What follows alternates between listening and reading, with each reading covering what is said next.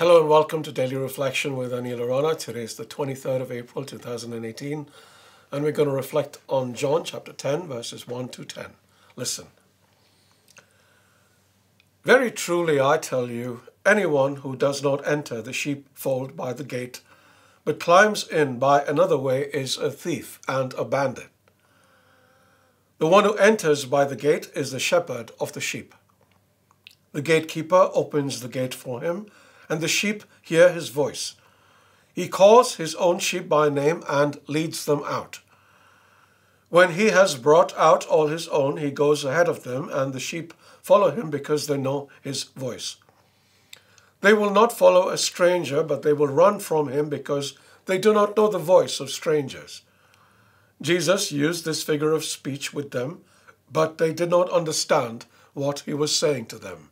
So again, Jesus said to them, "Very truly I tell you, I am the gate for the sheep.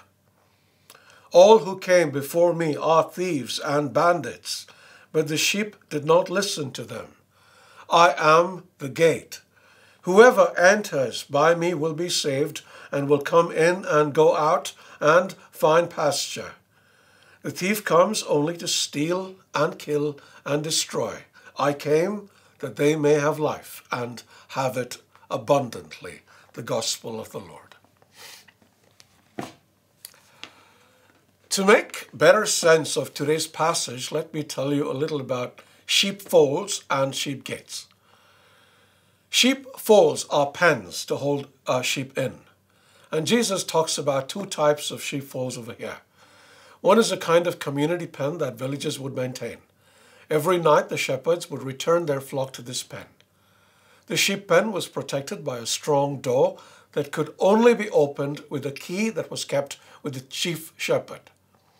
The second type of sheepfold is a containment area when sheep were kept out for the night. Do you remember the night of Jesus' birth? What the shepherd would do was make a circle of rocks to form a pen, but leave a small opening for sheep to go in and out. But the shepherd himself would act like a gate, laying across the entrance so nothing could leave or enter except through him. Now you have a third type of sheep gate. In ancient Jerusalem, there was a gate on the north side of the city wall by which animals were brought in for sacrifice. This was called the sheep gate. For the sheep, it was one way only because no lamb that entered the temple courts came out again. They were all sacrificed for the sins of humankind. Now it is interesting to note that before Jesus identified himself as the Good Shepherd, he said he was the sheep gate. But for us, the sheep who enter through this sheep gate, it isn't only a one-way street because Jesus has already become the sacrifice and no more sacrifice is needed for sins. We are free to go in and out and find pasture as we will. Amazing, right?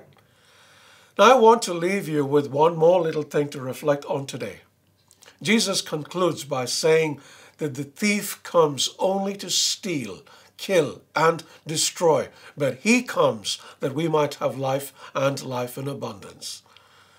If we aren't living a life of abundance, perhaps it is because we're not listening to the voice of the Good Shepherd. Think about it. God bless you.